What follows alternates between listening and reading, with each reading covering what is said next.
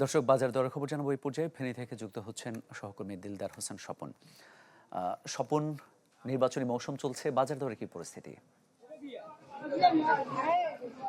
হ্যাঁ মামুন, আপনি যেমনটি বলছেন নির্বাচনী মৌসুম চলছে, বাজার দর অবস্থাটা আসলে আমি এখন রয়েছি ফেনী শহরের সুলতান মোহাম্মদ পৌর হকার্স মার্কেট, যে বাজারটি রয়েছে ব্যস্ততম বাজারটি ফেনী শহরের মধ্যে। এখানে আমরা আসার পরে দেখলাম পর্যাপ্ত মাছ, মুরগি, মাছ সবই আছে। তবে যেটা খোঁজ নিয়ে দেখা গেল মাংসের দাম 800 টাকা বিক্রি করছেন এবং ছাগলের মাংসের দাম বিক্রি করছেন 1100 টাকা। তা পূর্বে নির্ধারিত দামে বিক্রি করা হচ্ছে। RICL TMX, যুগের পর যুগ স্থাপনা থাকে মজবুত।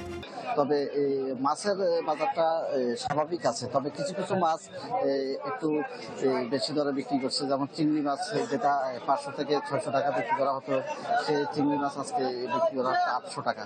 এবং পাশাপাশি শীতকালীন যে হাঁসের মাংস খাওয়ার একটা চাহিদা থাকে, হাঁস বিক্রি করা হচ্ছে 400 টাকা কেজি। আমরা মুরগির দাম আমরা জিজ্ঞাসা করেছি, সাদা মুরগি বিক্রি করা হচ্ছে আজকে 160 টাকা করে, এবং পাশাপাশি লাল মুরগি বিক্রি করা হচ্ছে 300 টাকা। কিন্তু সাদা মুরগির দাম 10 থেকে 15 টাকা বিক্রি হয়েছে।